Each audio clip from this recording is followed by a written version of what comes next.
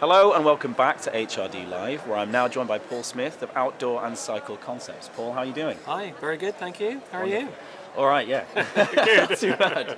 So, for those people in our community who can't be here today, what have you been sharing with audiences, or what are you going to share? Yeah, so I did a presentation this morning, and the topic I was looking at was the synergy between the employee experience and the customer experience, and how important it is from an organizational point of view to be aware of that and to hardwire that into both your people strategy and your culture strategy. Wow, okay. Yeah.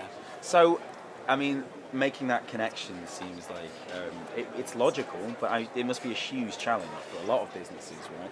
So, I mean, in that session, I assume you went over some of this, but how do you start to bridge that gap? What's the first thing you should really be thinking about? Yeah, so it's very behavioral focused, so the kind of culture that you create in the organization, and making sure that you've got that connectivity between, so we're a retailer, we sell premium brand outdoor products, skis, bikes, footwear, tents, that kind of stuff. Right. So for us, it's about making the connection between the customer passion for the outdoors and our passion as a business to help our customers enjoy the outdoors. Right. So it's creating that connectivity between the customer interest and the business interest. That's fascinating. So, how does that translate to the office environment? Yeah. How do you start thinking about, That's a good question. skis and so on and tents? Yeah. And then, this is how we think as a business, this is how we operate, this is how we engage with our employees. Yeah, so it is back to what I said earlier. It's this hard wiring of that whole ethos into the organization. So just to give you an example, we bought the Snow and Rock Group. So we're four businesses. We're Cotswold Outdoors, Cycle Surgery, Runner's Need, and Snow and Rock. Runner's Need, great show. So yeah, not many people have heard of Outdoor and Cycle Concepts, but they've heard of the brands, which is great. And when we bought Snow and Rock, their head office was in Guildford, and we closed that and we relocated into the Cotswolds. And when we did that, we created what we called the new chapter. So a new chapter in the journey of the business. Right. And so to give you an example of how we hardwire that cultural ethos into the business, we did an engagement campaign around what do people want to call the head office, the new head office.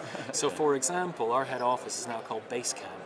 So we refer to it as Base Camp. Right, and we've got lots of examples like that where we use our values and the language that sits behind the values, and we bring that to life in the business. Wow, that's fascinating. So, I could talk about this for quite a while, but I think if you could give one tip maybe to a business leader, an HR leader who's watching this and thinks, I want to make that change, I want to make that connection, perhaps a retailer, perhaps not even. Absolutely. What would be, you think, your top tip maybe to get them it's started? a great question, and I got asked that question actually in the session. So that's you're prepared, handy. Well, only in the sense that for us, looking from the outside in, you could say, well, doing that's quite easy because we've got a really, tangible, exciting brand, and you can connect that to the people who work for you. Right.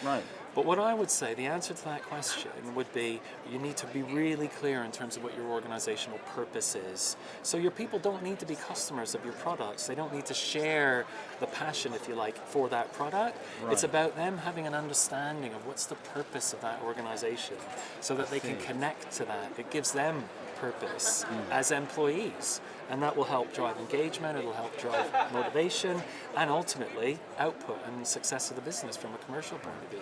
It's fascinating stuff. Sadly, Paul, we can't talk about this for ages. Yeah, no worries. But thank you so Pleasure. much for joining us in HRD Live. I really appreciate it. Stay tuned for more very soon.